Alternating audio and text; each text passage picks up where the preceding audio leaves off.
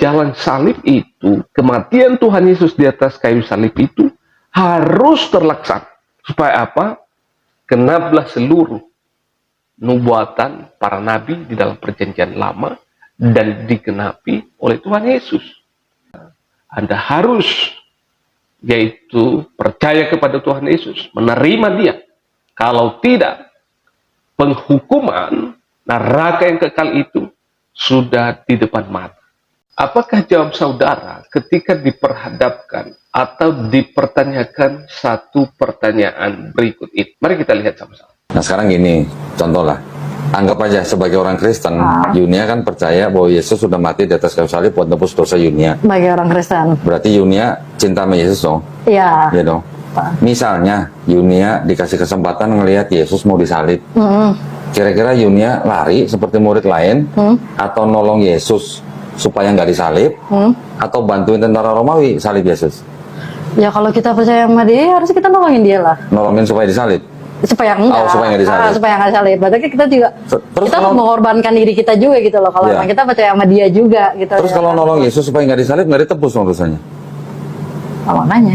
Ya makanya. Bingung juga aku deh. Oh ya makanya. Dibilang nggak ditebus juga. Kan rumusnya kan Yesus mati di atas kayu salib untuk menebus dosa Yunia kan? Kalau Yesus tolong Yesus supaya nggak disalib, nggak ada penebusan dosa dong. Oke teman-teman, sebenarnya ini adalah pertanyaan yang konyol ya. Pertanyaan yang seharusnya adalah tidak dijawab. Dalam hal ini, seorang penanya dan juga seorang yang menjawab adalah sama-sama konyol gitu ya. Sama-sama tidak mengerti apa yang dipertanyakan dalam konteks apa. Seperti itu, konteksnya adalah di zaman sekarang. Dan bagaimana konteks terdahulu ya sebelumnya. Nah ini sesuatu hal yang sama-sama konyol dan juga seorang Kristen yang ada di sampingnya juga adalah tidak memiliki pemahaman yang begitu dalam mengerti tentang pertanyaan ini. Nah teman-teman, suatu ketika seorang murid Tuhan Yesus menghalang-halangi jalan salib yang sering dibicarakan oleh Tuhan Yesus yang bernama adalah seorang Petrus.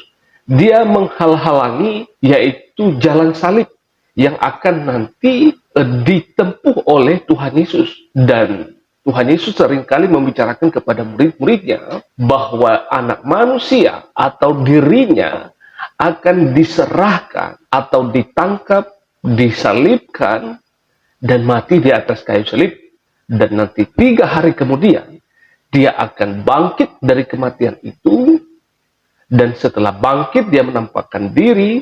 Dan setelah menampakkan diri, maka dia naik ke surga. Nah, ini adalah sesuatu hal yang harus dijalankan, yang harus yaitu ditempuh oleh Tuhan Yesus. Karena apa? Karena ini adalah sebuah misi yang harus memang dia laksanakan. Supaya apa? Supaya terlaksana satu tujuan yang paling utama itu adalah menyelamatkan umat manusia. Harus tertumpah darahnya. Nah, jadi saya kira ini adalah sesuatu hal yang penting kita pahami di dalam satu pertanyaan ini. Nah, makanya kita harus banyak belajar sebagai orang Kristen. Kalau kita diperhadapkan pertanyaan-pertanyaan, ya, pertanyaan-pertanyaan semacam ini, kita bisa menjawab ketika kita memahami konsep keselamatan itu dengan benar. Tapi sangat disayangkan jikalau kita pertanyaan semacam ini kita tidak bisa jawab. Nah, teman-teman, ada satu ayat firman Tuhan yang dinyatakan, yang ditulis oleh Matius di dalam Injil Matius pasal 16 ayat yang ke-23, berbunyi demikian. Maka Yesus berpaling dan berkata kepada Petrus.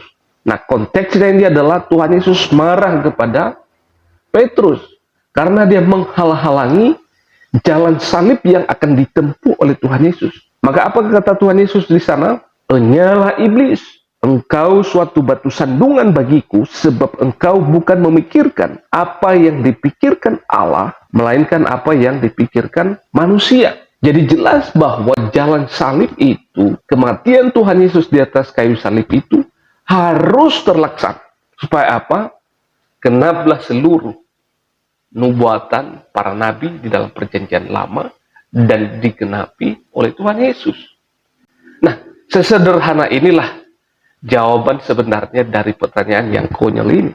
Nah, teman-teman, saya mau menyatakan bahwa kenapa pertanyaan ini adalah pertanyaan konyol. Nah, kita bisa menjawab pertanyaan ini bersama-sama ya. Yang pertama adalah kita harus menyatakan dan jujur bahwa peristiwa itu sudah 2000 tahun lebih yang lalu. Sekarang adalah sudah 2024 tahun yang lalu. Jadi artinya adalah tidak relevan lagi pertanyaan ini. Karena sudah terjadi dan tidak akan mungkin terulang kembali. Kematian Tuhan Yesus hanya sekali terjadi, dampaknya lah untuk yang lalu dan sekarang dan yang akan datang. Jadi orang yang telah percaya kepada Tuhan Yesus dari dulu, sekarang, dan yang akan datang akan ditebus dosanya oleh kematian Tuhan Yesus di atas kayu salib itu. Dan itu terjadi hanya sekali untuk selamanya. Jadi jelas ya, ini adalah pertanyaan yang pertanyaan yang tidak sama sekali berbobot gitu ya. Peristiwa itu sudah terjadi 2000 tahun yang lalu. Jadi itu sangat tidak relevan untuk dipertanyakan di zaman sekarang. Karena sudah terjadi. Yang kedua adalah biarpun kita hidup di waktu itu dan itu dipertanyakan di waktu itu pada masa zaman Tuhan Yesus hadir ke dunia secara fisik, kita tidak boleh menghalangi jalan salib itu. Karena apa? Seperti tadi yang dialami oleh Petrus. Tuhan Yesus memarahin dia. Jadi ya bisa aja saudara dimarahin lebih parah. Seperti itu disebutkan di sini Petrus adalah enyala iblis. Nah itu sesuatu hal teguran yang sangat keras sekali. Jadi teman-teman semua, secara khusus untuk saudara saya orang Kristen, kita harus banyak belajar untuk menjawab saudara kita yang konyol itu, yang mempertanyakan sesuatu hal yang tidak perlu dipertanyakan sebenarnya. Tetapi kita sebagai orang Kristen harus dengan rendah hati menjawab mereka, menjelaskan kepada mereka supaya mereka boleh memahami dan mengerti. Dan jika Tuhan berkenan, Tuhan akan mengubahkan hati mereka dan sehingga kembali mereka ke jalan yang benar dan mereka juga boleh percaya menerima Tuhan Yesus sebagai Tuhan dan juru selamat mereka. Nah, ini sangat penting sekali. Jadi teman-teman semua, mari kita belajar bersama-sama supaya kita semakin hari semakin bertumbuh dan memiliki wawasan yang benar, ya, memiliki pengertian yang benar tentang iman Kristen. Sehingga kalau ada pertanyaan semacam ini, kita bisa menjawab dengan sederhana dan kita bisa menyampaikan juga kabar baik kepada mereka. Supaya apa? Mereka juga boleh diselamatkan. Seperti kita yang telah menerima Tuhan Yesus sebagai Tuhan dan Juru Selamat, dan kita telah mengaku dosa kita, maka jaminan keselamatan itu Tuhan anugerahkan kepada saya dan kepada saudara semua yang mau menerima dia. Oleh karena itu saya mengajak nih, siapapun Anda pada saat ini, apapun status Anda harus yaitu percaya kepada Tuhan Yesus, menerima dia. Kalau tidak, penghukuman neraka yang kekal itu sudah di depan mata. Oleh karenanya, jangan takut, terima Tuhan Yesus. Karena itu jauh lebih penting dari segala-galanya.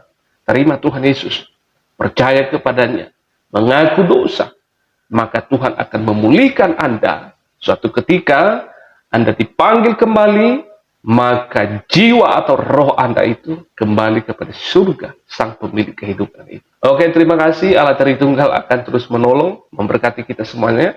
Silakan sharekan video ini sebanyak-banyaknya, supaya menjadi berkat, dan supaya banyak orang lagi mengenal kasih Tuhan Yesus. Terima kasih. Shalom. Teman-teman silakan ikuti media sosial ini, dan jangan lupa untuk like, komen, dan bagikan tayangan ini supaya menjadi informasi bermanfaat bagi teman-teman di luar sana yang belum mengetahui hal ini. Salam sehat, tetap semangat, Tuhan Yesus memberkati kita semuanya.